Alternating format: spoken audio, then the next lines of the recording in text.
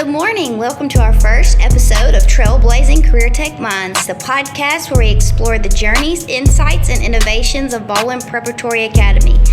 Baldwin Preparatory Academy is the first of its kind in secondary education in our region and even the Southeast. Education and industry are integrated at Baldwin Prep, with industry partners involved in every step of the way, from curriculum planning to the design of industry-specific environments for education and training. So buckle up and get ready to embark on a journey of discovery, innovation, and inspiration. Welcome to the forefront of career tech education. Welcome to Trailblazing Career Tech Minds. I'm your host and career coach, Morel Baxter. Today's Trailblazer is our CTE coordinator, Mr. Mowdy, pushing the boundaries of what's possible in his fields, uncovering the secrets in career tech trajectories, and discovering the strategies he's employed to navigate the ever-evolving landscape of career tech. And my co-host is... Hi, I'm Carol Turner. I'm an English teacher at Baldwin Preparatory Academy. How are you doing, Mr. Mowdy? Good morning. I'm great. Glad to be here. Interesting that I'm the first one, but we'll see how it goes. I'm excited to have you on here. One of my favorite people. Mr. Mowdy is my supervisor, and we thought he would be an excellent first guest to our Career Tech podcast. So tell us a little bit about yourself. How long have you been in CTE? So I have just finished 37 years in education. All of it has been in career tech. The first 18 years. I was a career tech teacher, teaching business marketing and overseeing the cooperative education program. I went from that job to the principal at the same school, which was South Baldwin Center for Technology. I served as principal for 15 years before moving into this role in 2019, so right at the break of COVID. Okay. So I remember when I don't know if it was a couple of years ago, but when I first started under Miss Julia Bryant. Correct. The Baldwin Preparatory Academy, it didn't have a name yet, but this has always been a dream, I feel like, for Baldwin County to have a Career Technical High School. So can you just tell us a little bit about what is the evolution of CTE in our county? Sure. So, career tech, vocational education, skilled trades, whatever term you put on it, it's been around forever. I mean, it's really started back in the late 60s.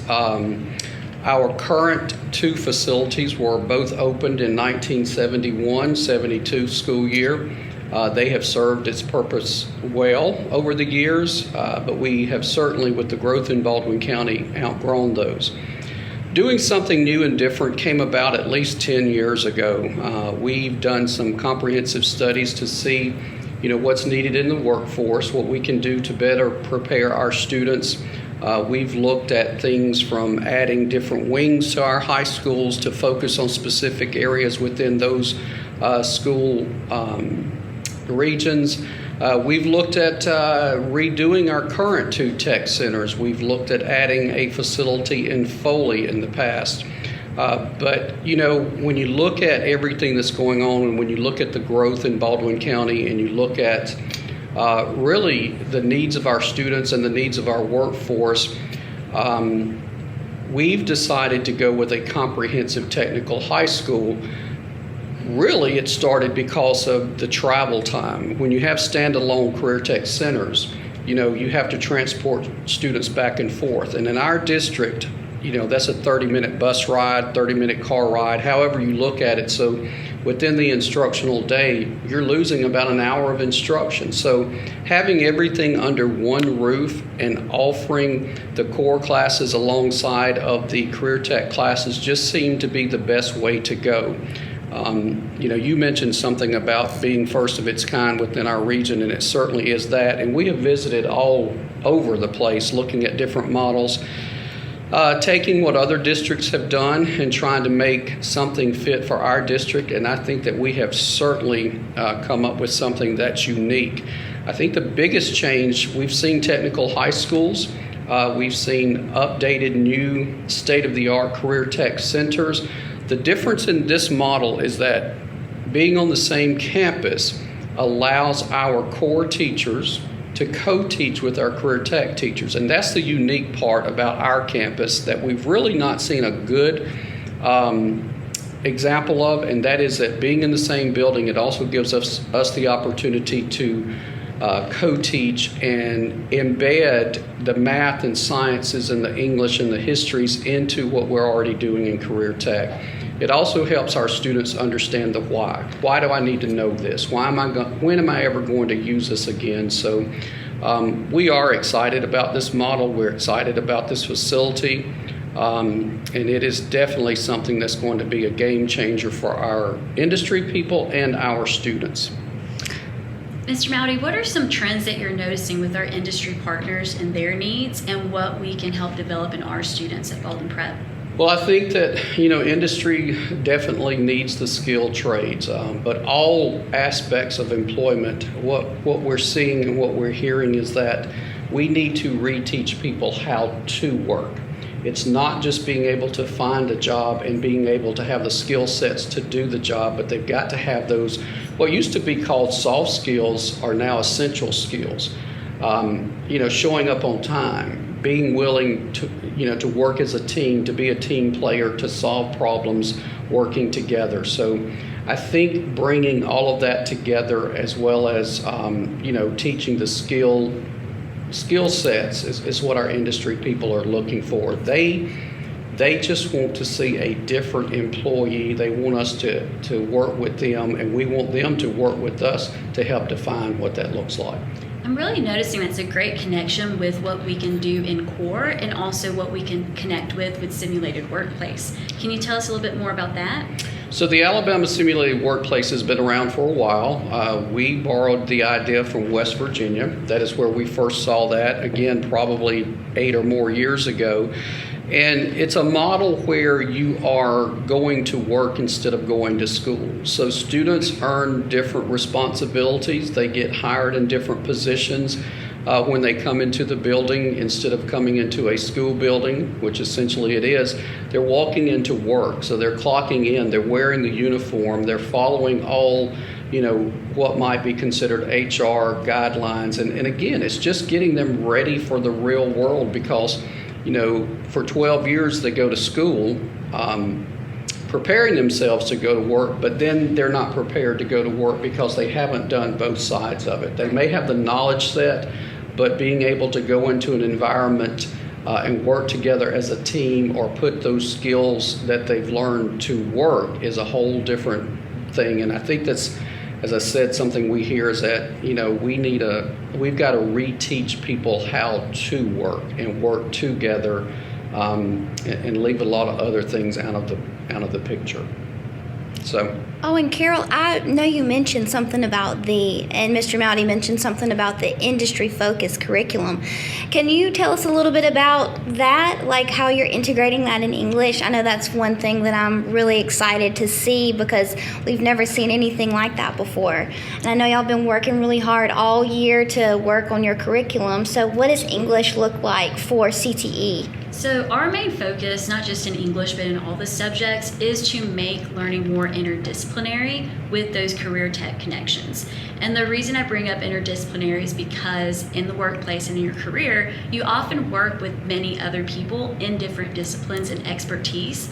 And so knowing how to develop that interdependence and how to bring something to the table to finish a project and to manage a project is something we want to work on. So we introduce that to students.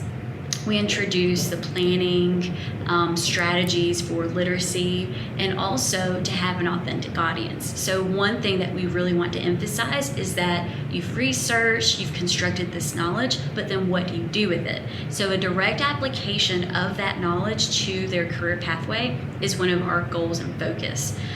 So having an authentic audience by having industry partners in our classrooms where they can hear presentations, where they can have conversations with students, and they can build that networking, but also see that their knowledge has a direct correlation with their pathway. It's really exciting because we have tried to find ways to incorporate projects that work on critical thinking and problem solving, design thinking, and really just tackling real problems to make it more authentic and relevant to the student interests, but also to have a community impact if possible. So it's a tall order for what we're wanting to accomplish, but we know that the students will see the value and have a buy-in in what they're doing, versus before it would be really hard to convince a student to read a specific text. Well, now choice is built in, so it's more student-centered, so that they can pick what they want to read. And we're there to help them with the skills of how to do that, how to deconstruct a text. Because ultimately, when these students go to their careers, they have much harder text to read with technical manuals. And so having the skills and strategy to break that down, analyze it, interpret it, and then apply it, that's all we're going to help them with, is to develop those skills and that thinking. I love that. That's one of the things that I'm super excited about. I think, too, if I could just add to that, you're exactly right. I think when you give students the opportunity or the choice to read something that they're interested in, let's say if they're in automotive, they will thrive in that environment if they're able to read some type of technical manual that will help them in that industry versus something that they're not interested in. So I think sometimes our students become disengaged just because it's something that they're not interested in. So I think giving them that choice, while at the same time still teaching those English standards and other standards, the same thing carries over with math and science. So there's so much of the core embedded in our career tech programs, but we don't identify those because our career tech teachers are not math or science teachers or English teachers or history teachers, but it's there. And so if we can relate the two and have these teachers, work together, I think it's a win-win for everybody. I do. I can't tell you how many times I've had students that have said, how am I going to use this in the real world? And Absolutely. So to see that with the math class, English class, science class, it's going to be pretty amazing.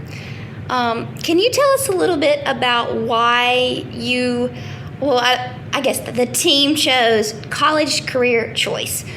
What is the significance of that? How does that relate to what our whole goal is? Well, I think at the end of the day, in education, we're preparing students for whatever their pathway is going to be. We should not, have a track or a preparation period for college or career. It should be whatever it is that they want to do after high school. We need to be preparing students for the real world, whatever that looks like. So what Baldwin Prep will do is prepare them for whatever. There are going to be a lot of college courses on campus through the dual enrollment program with Coastal, Alabama Community College. But we're going to leave it up to the students as to where they feel their pathway will go. If they want to take the college level courses along the way, great. If they don't, that's great.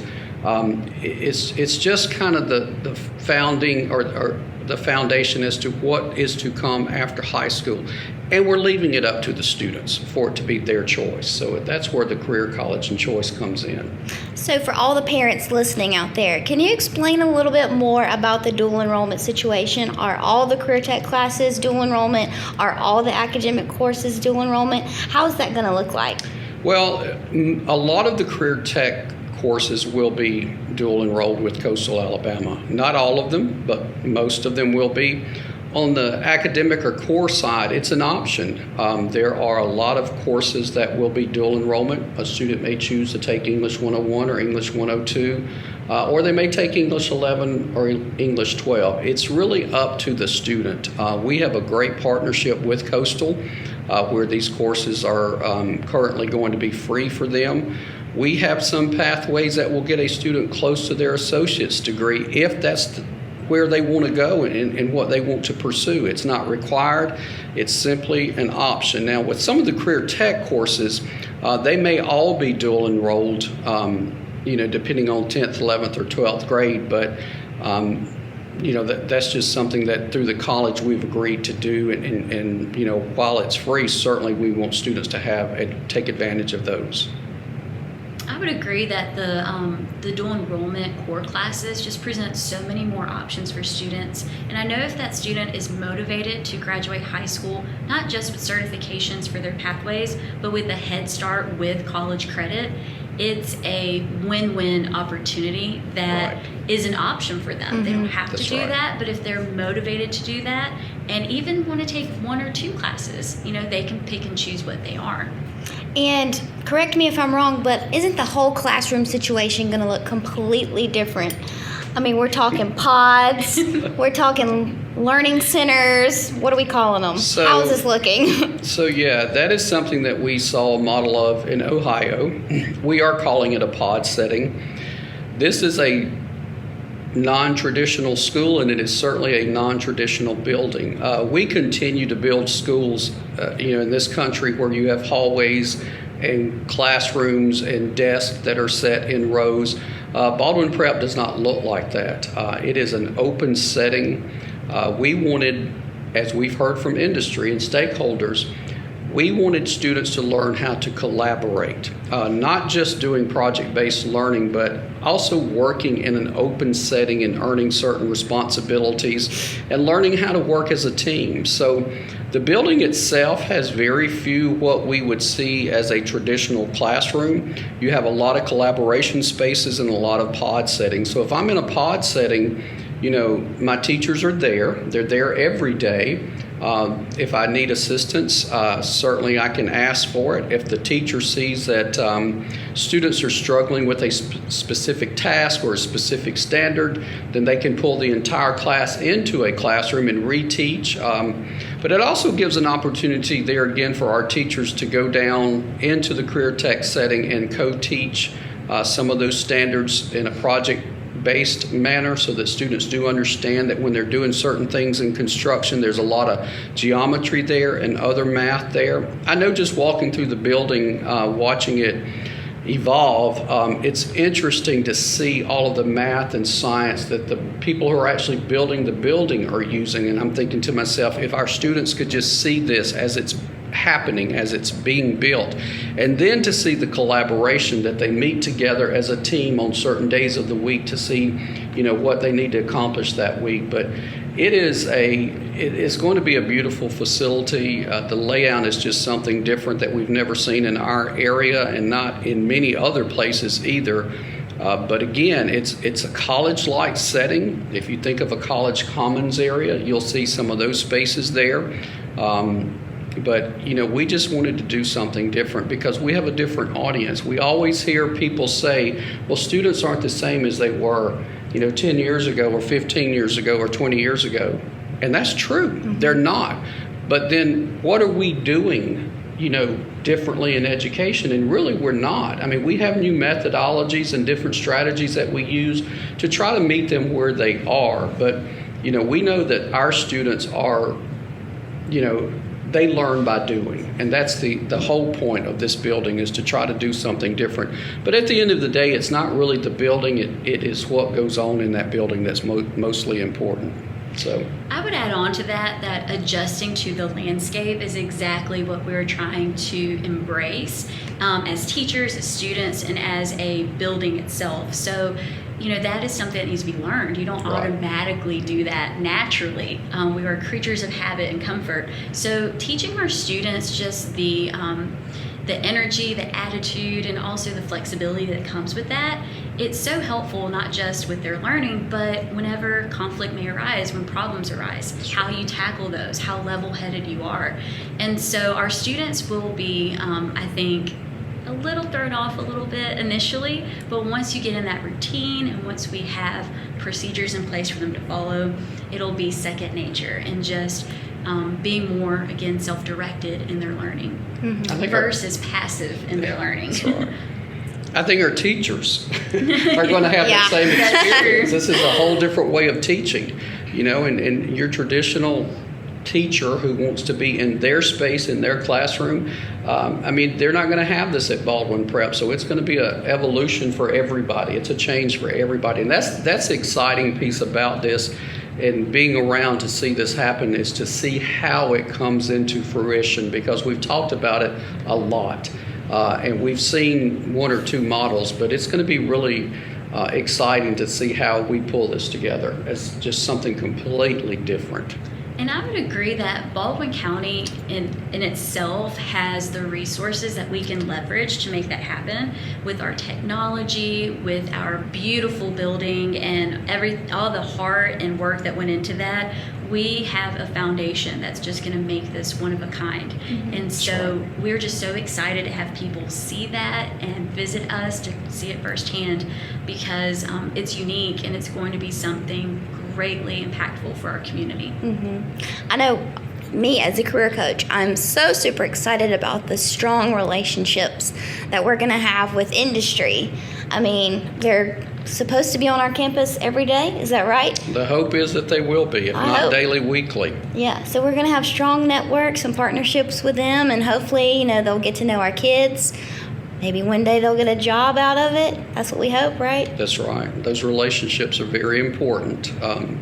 As we've presented and as we've met with stakeholders, we've told them you've got an open invitation to come in and work side by side with these students, or just come in and observe these students as to what they're doing. Because if you build that relationship with them, Mr. Seeley, the principal, has said often, you've got a 3-year interview process with that student. So if you start with them in the 10th grade and you stay connected 10th, 11th, and 12th grade, you've got a great opportunity for a good employee coming out of Baldwin Prep. Now, I'm going to ask about the fashion. Okay. Our kids, they're going to have industry-specific uniforms per class?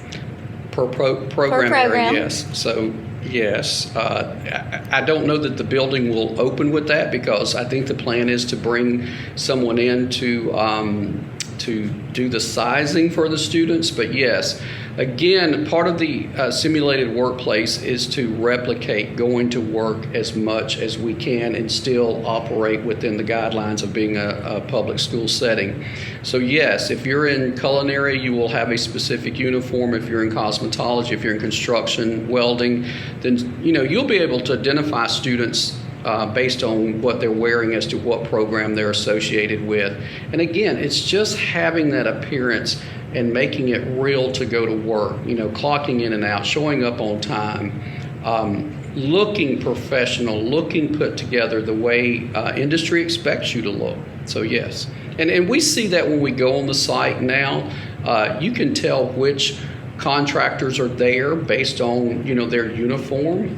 It's not necessarily a name badge, but you can see whether it's through their safety vest or what company shirt they're wearing, and that's what we want to replicate. So that's the fashion statement, Ms. Baxter. Perfect. We're so excited. Now, here's the $1 million question. Are we going to be in the building in August? That is the $1 million question. The plan is to be there in August. They're working 7 days right now, from what I understand, 7 days a week.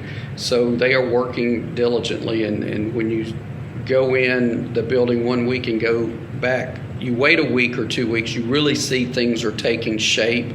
So yes, the plan right now is to be there in August when the doors open. So we will see. Okay, I know I drove by there the other day and the lights were on inside. They have power. We have power. Things are happening, and things are happening quickly. But again, this being a different building, it's not like when you open an elementary school. I say this often. You're not moving in just tables and chairs. You've got a lot of industry-specific equipment that has to be installed.